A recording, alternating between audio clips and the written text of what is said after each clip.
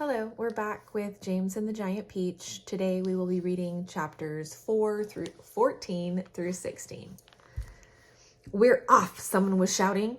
"We're off at last." James woke up with a jump and looked around him. The creatures were all out of their hammocks and moving excitedly around the room. Suddenly the floor gave a great heave as though an earthquake was taking place. "Here we go," shouted the old green grasshopper, hopping up and down with excitement.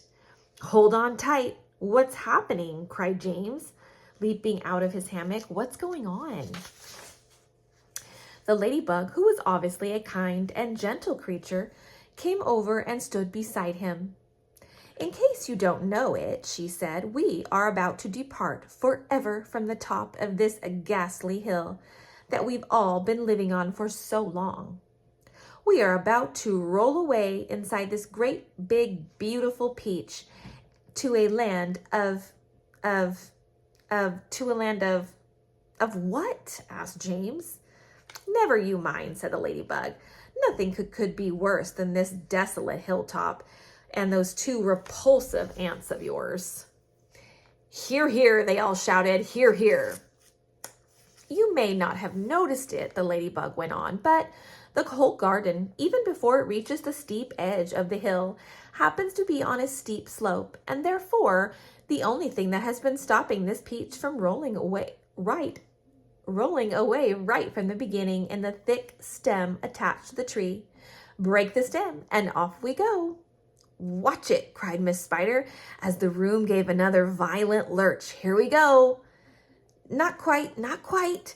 At this moment," continued the ladybug, "our centipede, who has a pair of jaws as sharp as razors, is up there on top of the peach, nibbling away at the stem. In fact, he must be nearly through it, as you can tell from the way we're lurching about.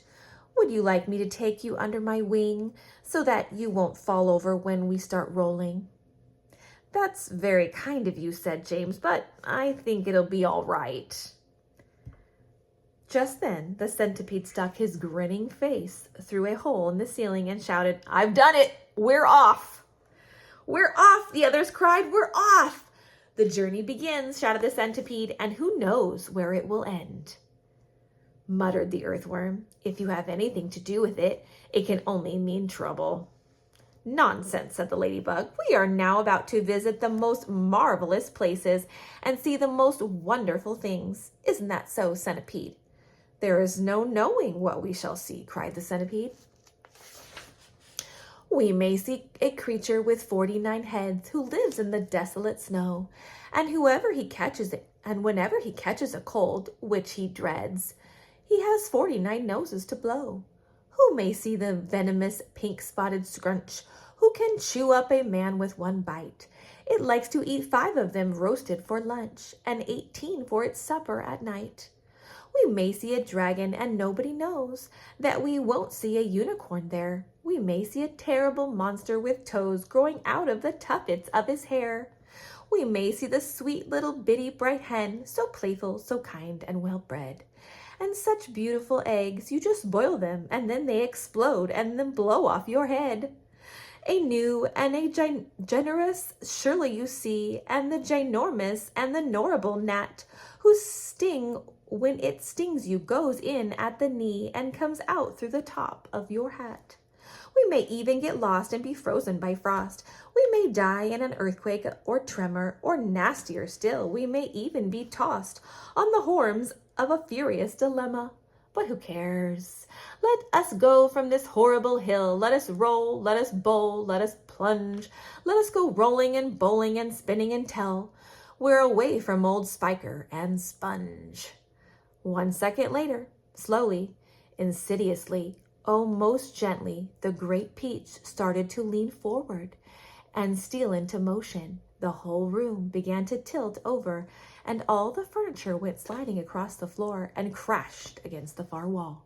So did James, and the ladybug, and the old green grasshopper, and Miss Spider, and the earthworm, also the centipede, who had just come slithering quickly down the wall.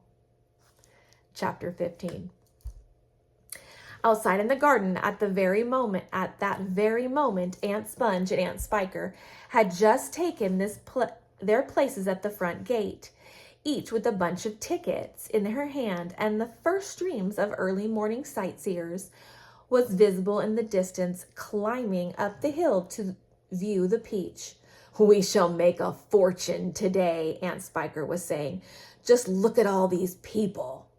"I wonder what became of that horrible little boy of ours last night," Aunt Sponge said. "He never did come back in, did he?" "He probably fell down in the dark and broke his leg," Aunt Spiker said. "Or his neck, maybe," Aunt Sponge said hopefully. "Just wait till I get my hands on him," Aunt Spiker said, waving her cane. "He'll never want to stay out all night again by the time I'm finished with him. Good gracious me, what's that awful noise?" Both women swung around to look. The noise, of course, had been caused by the giant Peach crashing through the fence that surrounded it, and now gathering speed every second, it came rolling across the garden toward the place where Aunt Sponge and Aunt Spiker were standing. They gasped. They screamed. They started to run. They panicked. They both got in each other's way. They began pushing and jostling, and each of them was thinking only about saving herself. Aunt Sponge, the fat one, tripped over a box that she brought along to keep the money in and fell flat on her face. Aunt Spiker immediately tripped over Aunt Sponge and came down on top of her. They both lay on the ground, fighting and clawing and yelling and struggling frantically to get up again. But before they could do this, the mighty Peach was upon them. There was a crunch, and then there was silence.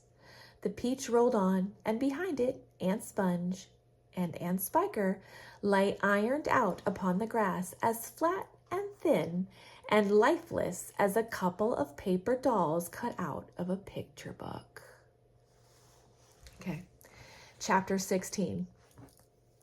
And now the Peach had broken out of the garden and was over the edge of the hill, rolling and bouncing down the steep slope at a terrific pace. Faster and faster and faster it went, and the crowds of people who were climbing up the hill suddenly caught sight of this terrible monster plunging down upon them, and they screamed and scattered to right and left as it went hurtling by. At the bottom of the hill, it charged across the road, knocking over a telegraph pole and flattening two parked automobiles as it went by. Then it rushed madly across about 20 fields, breaking down all the fences and the hedges in its path.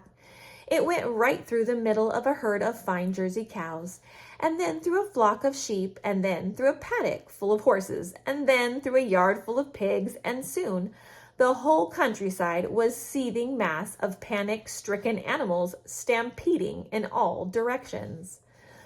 The Peach was still going at a tremendous speed with no sign of slowing down, and about a mile further on it came to a village.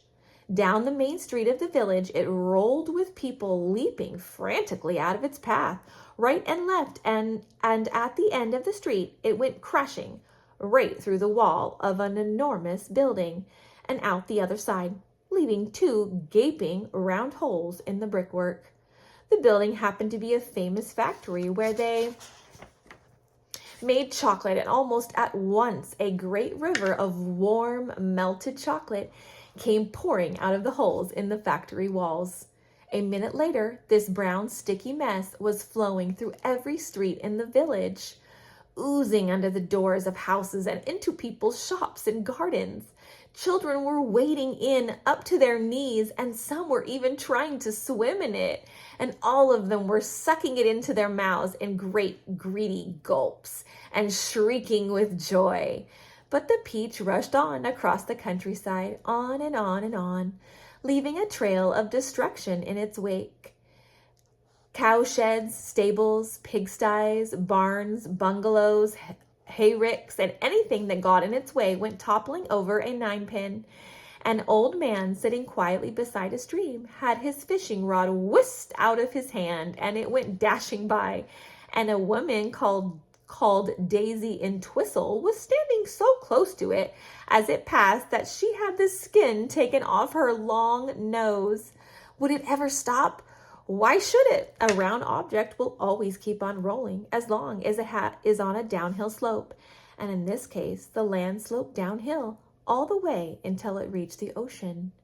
The same ocean that James had begged his aunts to be allowed to visit the day before. Well, perhaps he was going to visit it now. The Peach was rushing closer and closer to it every second, and closer also to the towering white cliffs that came first. These cliffs are the most famous in the whole of England, and they are hundreds of feet high. Below them the sea is deep and cold and hungry. Many ships have been swallowed up and lost forever in this part of the coast, and all of the men who were in them as well. The Peach was now only 100 yards away from the cliff, now 50, now 20, now 10, now 5. And when it reached the edge of the cliff, it seemed to leap up into the sky and hang there suspended for a few seconds, still turning over and over in the air. Then it began to fall. Down, down, down, down. Smack! It hit the water with a colossal splash and sank like a stone. But a few seconds later, up it came again, and this time up it stayed, floating serenely upon the surface of the water. Okay, that's the end of chapter 16. Come back again. We'll read the next chapters.